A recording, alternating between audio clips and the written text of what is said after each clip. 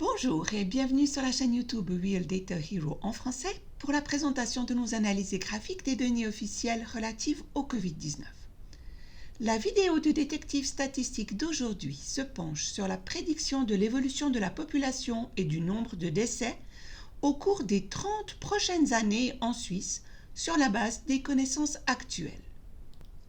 Les deux sources de données détaillées pour cette étude sont fournies par l'Office fédéral de la statistique. À gauche, nous voyons les tableaux interactifs du bilan démographique par âge et par canton avec un échelonnement très fin par tranche d'âge de 1 an et différencié par sexe. Ceux de droite fournissent avec la même finesse les décès par âge et par sexe. Pour ceux qui souhaitent faire des recherches plus approfondies, les liens du document PDF à disposition sur le canal Telegram permettent d'accéder à ces pages. Sur la base de ces données officielles, voici la répartition des âges sous forme de pyramide démographique pour l'année 2000. Les femmes sont représentées en vert à droite et les hommes en bleu à gauche. On reconnaît bien le ronflement de la génération du baby-boom des années 1960 qui, à l'âge de 35 ans environ, provoque la plus grande déviation.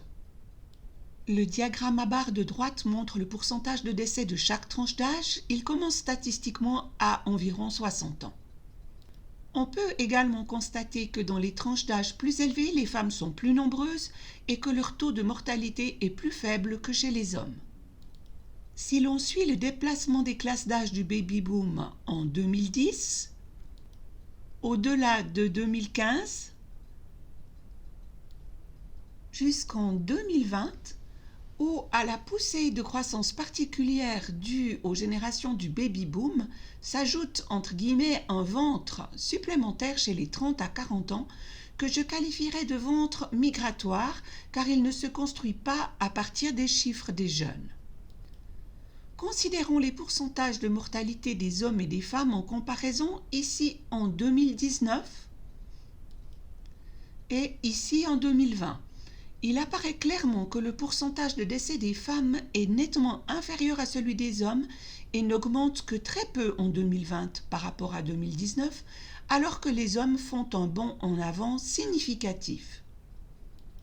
Si nous nous concentrons sur les classes d'âge de 65 ans et plus, les différences entre les taux de mortalité des hommes et des femmes deviennent particulièrement frappantes.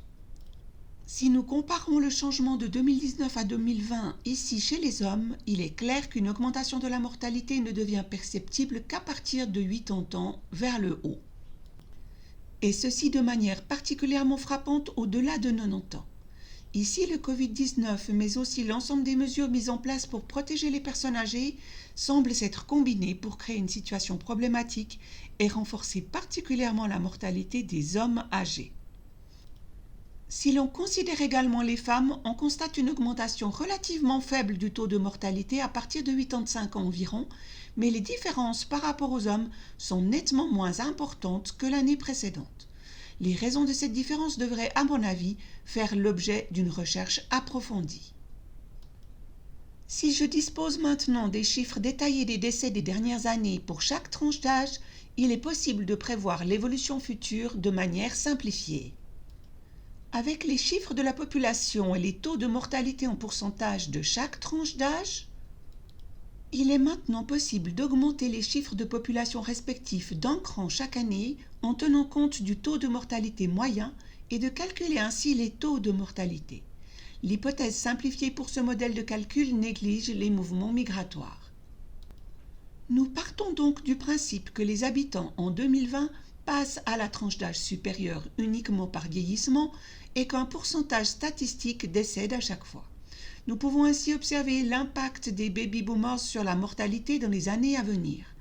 Nous nous concentrons ici entièrement sur les tranches d'âge à partir de 65 ans, qui sont les tranches d'âge décisives pour la mortalité. Si nous considérons à gauche la situation de départ en 2020, l'arrivée à maturité des baby-boomers se situe aux alentours de 55 ans. En 2030, ils sont donc parvenus à 65 ans et continuent de progresser avec de nettes pertes. Il apparaît clairement que la forme pyramidale pointue du diagramme se transforme de plus en plus en forme de cloche, de sorte que la part des personnes âgées augmentera nettement en cas de mortalité moyenne.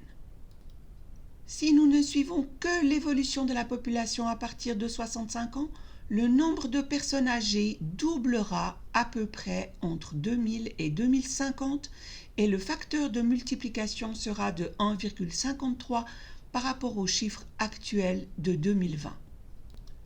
La prévision du nombre de décès annuels montre donc également une augmentation continue à partir de 2021 avec un facteur de multiplication de 1,7 entre 2020 et 2050. On voit bien que 2020 se distingue statistiquement de l'évolution précédente et que la protection des personnes âgées n'a donc pas eu l'effet souhaité de normalisation des décès. L'influence de la forte croissance des tranches d'âge supérieures sur les hospitalisations, en plus du nombre de décès, peut être observée dans la comparaison de la période 2005 à 2019. Durant cette période, la population a augmenté de 34,7% et les hospitalisations de ce groupe d'âge 65 ans et plus de 37,2% selon un ordre de grandeur à peu près identique. En 2020, 16 024 hospitalisations de ce groupe d'âge ont été déclarées comme étant des hospitalisations Covid-19 en raison d'un test positif. Cela correspondrait donc à environ 4,13% du total des hospitalisations habituelles. Cependant, si le nombre d'hospitalisations double en raison de l'augmentation démographique inévitable de la génération 65 ans et plus, le développement de la capacité en lit, actuellement axé sur la réduction, pourrait conduire à des problèmes considérables. Actuellement, la capacité en lit est de 22 757 et en lit de soins intensifs de 858.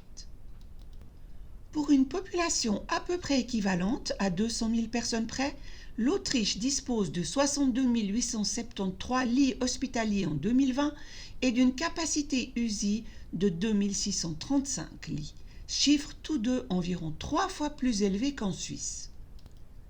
Chers confédérés, avec une part de Covid-19 de 4,13% par rapport à une augmentation attendue des hospitalisations totales de près de 100%, vos statisticiens et planificateurs de la santé ont-ils posé les jalons corrects et incontournables à cette fin? Ou bien souhaitez-vous alimenter les théories du complot selon lesquelles une réduction planifiée de la population est prévue? Si la mortalité future se déroule à peu près normalement, éventuellement soutenue par le succès espéré de la campagne de vaccination, l'évolution démographique devrait être au moins aussi problématique que celle que j'ai décrite. Et si la migration devait entraîner l'arrivée en Suisse de nouveaux habitants qui resteraient à un âge avancé, il faudrait alors faire face à des problèmes d'approvisionnement supplémentaires. En tout cas, ne ménagez pas les ressources financières éventuellement nécessaires à cet effet, actuellement aussi en Suisse. J'espère avoir pu illustrer les problèmes futurs qui découleront de l'évolution démographique et la contribution que les statistiques peuvent apporter à la planification consciente et à la résolution des problèmes si l'attention se porte à nouveau comme il se doit sur l'ensemble de la question et non de manière sélective sur un problème universel choisi. Si cette vidéo vous a plu, je me réjouirai d'un like. Abonnez-vous à la chaîne et téléchargez le matériel de cette vidéo sur le canal Telegram. Merci beaucoup pour votre intérêt et votre attention. Je vous dis au revoir et à bientôt.